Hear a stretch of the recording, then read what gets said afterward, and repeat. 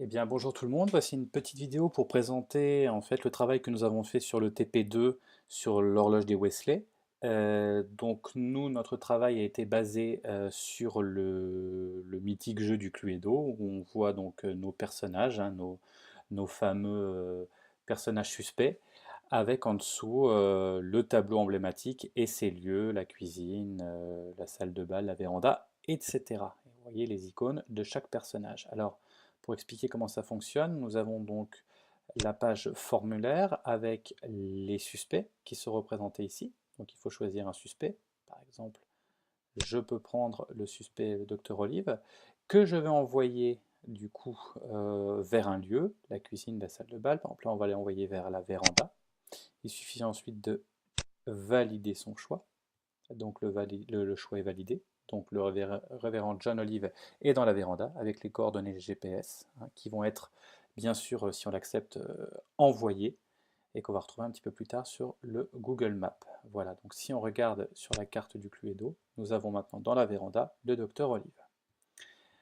Sur la page dernier log, on retrouve le dernier suspect qui est enregistré. Du coup, ben, c'est celui que je viens de faire, hein, qui est inscrit là, avec la date de la mise à jour et l'heure. Où sont-ils tous? Alors, sur cette page-là, en fait, tout est affiché, c'est-à-dire chaque suspect avec leurs données qui ont été enregistrées sont affichées ici. Voilà. Ensuite, je parlais tout à l'heure de la Google Maps.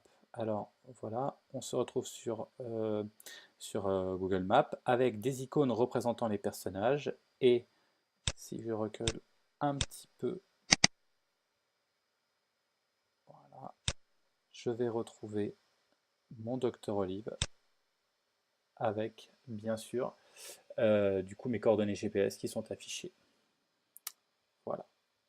Sur cette dernière page, nous avons en téléchargement les applications Android pour retrouver ce qu'on vient de faire, et c'est ce que je vais vous présenter dans une deuxième partie. On se retrouve sur un téléphone avec Android pour vérifier si nos deux applications fonctionnent. Alors bien sûr, elles ont été téléchargées au préalable. Alors la première, donc horloge Cluedo, donc on ouvre l'application. Donc on se retrouve sur la même page que sur le site, hein, la page formulaire, avec nos différents lieux et nos personnages.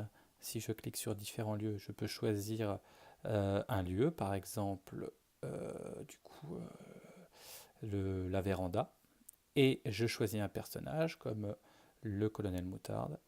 Voilà, donc enregistrement OK.